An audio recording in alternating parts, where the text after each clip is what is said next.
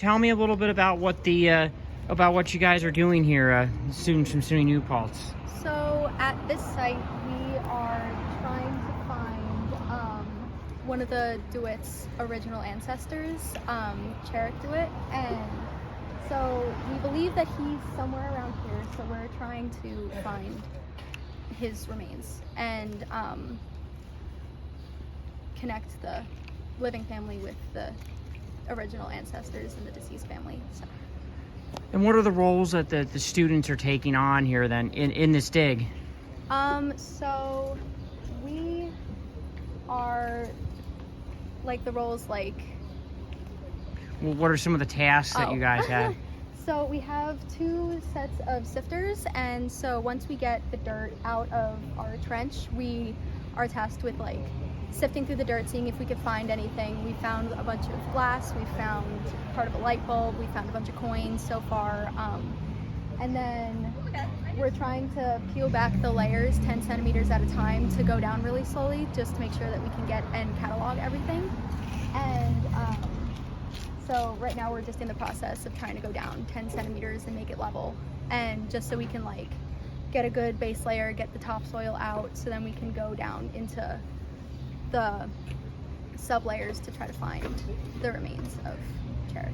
So it sounds like a very task where you have to have precision and be very careful not to break anything or anything. Yes, we have to be very careful. We're going very slowly, trying to make sure that we find everything that we can and get all the information that we can, so we can get the historical significance for everything correct, and so we don't leave out any details, so we find everything that we want to find. And I heard that you had found something like a golden ring or something?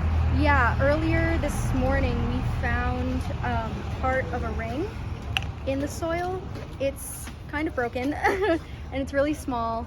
We're not really sure. We think it's a little bit more modern because we found it within the first 10 centimeters, so it's nothing historic as to, so to speak yet.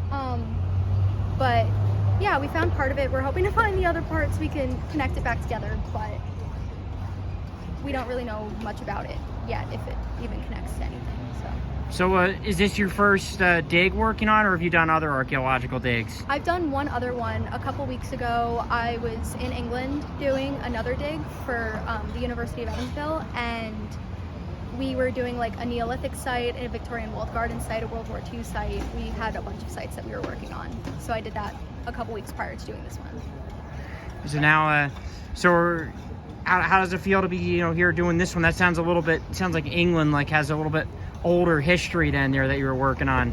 It definitely does have older history, but this is so much different. This is like different experience. This is like different work styles. Like, I think it's really cool to get to learn how to like different countries do different archaeological digs and stuff like that. So seeing the differences is really cool, and seeing like just even like the soils are different. So like the techniques for digging are different. So it's really cool just to get to see like the differences in both of them. And how can this help us to learn about the past and through these items that people in the past had?